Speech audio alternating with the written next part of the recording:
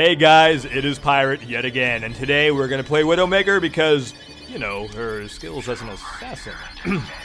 Anyways, it's time to show you how to snipe like a pro with my professional skills of Widowmaker.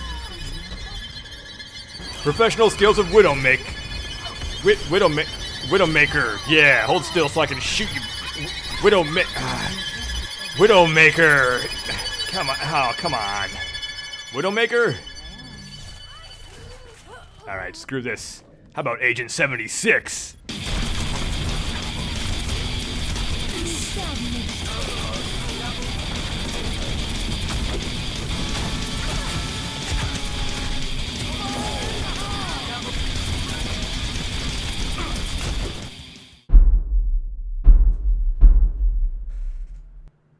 Yes, you got it right. We are back again on Make Me Better.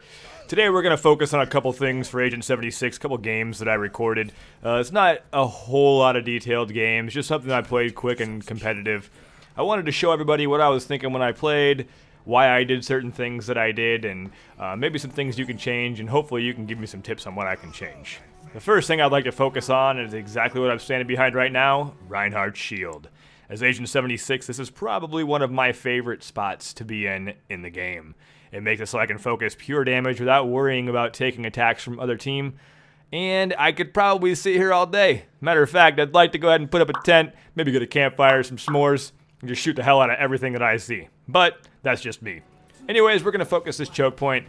As they come around the corner, the second I see anything, I'm just going to shoot blindly and hope that I can get a kill. And what do you know? That's exactly what happens!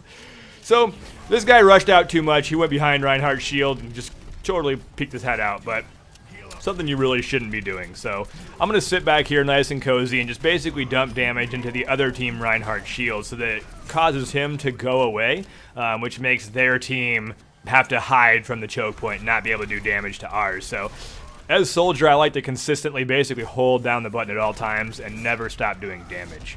One thing I do mess up on, though, is I try to focus this Reinhardt and completely lose sight of the choke point. The second I go back, two people are there. So, something to focus on. I could have done a little bit better. I kind of chased down this Pharah. I'm kind of psycho about killing Pharahs in Soldier 76, but it takes me away, and boom. Gives them a time to revive, and I get hooked. We're just going to pretend that I lived through this. Skipping on, we're back at the objective again.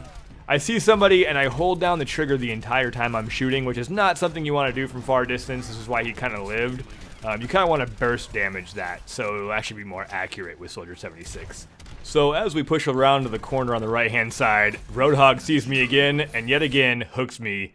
Miraculously, I lived through this twice. We'll just skip on this one too. So back to the area, I focus on a Pharah again. Number one thing that all Agent 76s should focus on is Pharah. It's the most ridiculous thing when Pharah's flying around just annihilating your team with slow pick damage.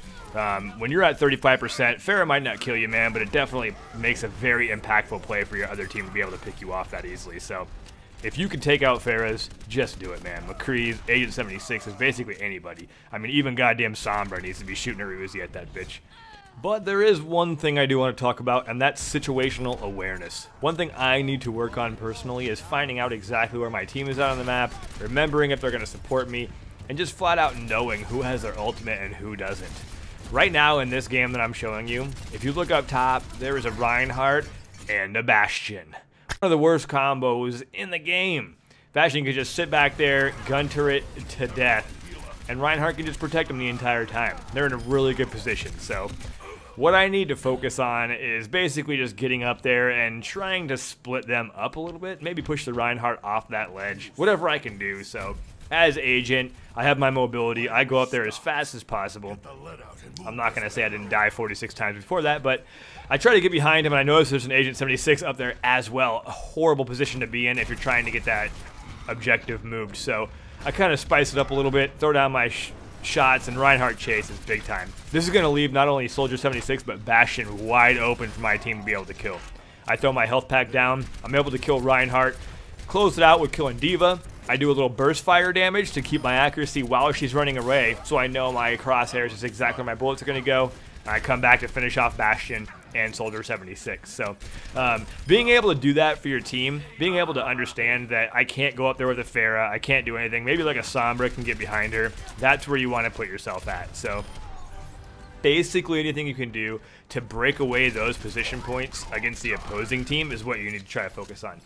If I would have known that my team was getting killed, or if I would have known that Reinhardt followed with me, we probably could have pushed that objective a little bit more. Another good thing about open communication in these games. So Sombra is going to kind of push this objective. Both Agent 76 and Reinhardt are making horrible plays, in my opinion, by leaving their team even though the payload is under the bridge, and they're trying to go back in the place where they were getting kills. This is one thing that I also need to focus on. If I get a lot of kills in one spot, even if I die and that objective area is taken over, I still try to go back to that same spot because I was doing well there. You just need to learn how to break away from those places and find a new spot based on where the objective is to where you can be, to be able to secure kills for yourself. So I obviously died. I'm going to run back to this objective point. We don't last a whole lot longer here, but this is what I call Russian roulette. I'm rushing in and I'm rouletting, taking the chance that the two team members I have up by the objective are going to be alive long enough for me to actually support them. So how many times do you guys play Russian roulette in a game?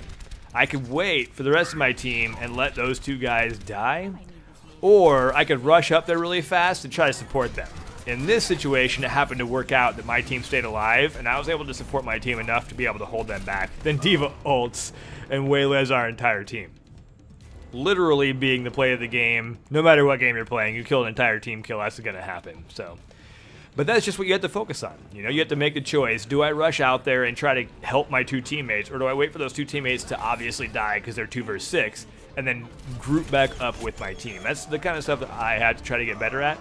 I notice Reinhardt is focusing his shield in the very front of that choke point, so I flank him. I just go around the side. It's going to make my team so they don't have that much damage, but this flank allows us to hold the choke a little bit longer. It also, me running around like a maniac, allows me to be able to get my ultimate up as well. So I take out D.Va, I run around, Lucio's giving me a little bit of health, I get my ultimate up just in enough time to be able to use it.